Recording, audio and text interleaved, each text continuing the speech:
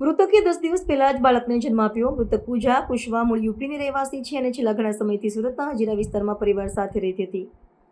યુવતીને પહેલી ડિલિવરી હોવાથી 10 દિવસ પહેલા જ દુખાવો પડતા તેને હોસ્પિટલમાં દાખલ કરવામાં આવી હતી, જ્યાં તેને બાળકને જન્મ આપ્યો હતો. બાળક બીમાર હોવાથી હોસ્પિટલમાં 10 દિવસથી વેન્ટિલેટર પર રાખવામાં આવ્યું છે. ઝાડ પર યુવતીની લટકતી હાલતમાં લાશ મળી. જોકે યુવતી ગઈકાલ રાતથી હોસ્પિટલમાંથી અચાનક ગુમ થઈ ગઈ હતી, જેથી પરિવારે મોડી રાત સુધી તેની શોધખોળ કરી હતી. પરંતુ આજે સવારે સિવિલ હોસ્પિટલના સ્ટેમ સેલ બિલ્ડિંગની સામે ઝાડ પર તેની લટકતી હાલતમાં લાશ મળી હતી. એને કારણે 10 દિવસના બાળકે પોતાની માતાની છત્રછાયા ગુમાવી છે. પરિવારે અંગે જાણ કરતા પોલીસ ઘટના સ્થળે પહોંચી હતી અને વધુ તપાસ હાથ ધરી હતી. આ મામલે મૃતકના પરિવારજન અમરજીતે જણાવ્યું હતું કે રાત્રે મને ફોન આવ્યો હતો. મૃતક રિલેશનમાં મારા બહેન થાય છે. મને ફોન આવ્યો હતો કે તે હોસ્પિટલમાંથી ગુમ થઈ ગઈ છે.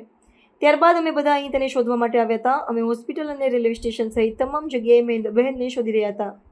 રાત્રે 2 વાગ્યા સુધી અમે શોધખોળ કરી હતી. પોલીસ સ્ટેશનમાં પણ અમે ફરિયાદ લખાવી હતી. પોલીસે રાત્રે હોસ્પિટલના સીસીટીવી કેમેરા પણ ચેક કર્યા હતા.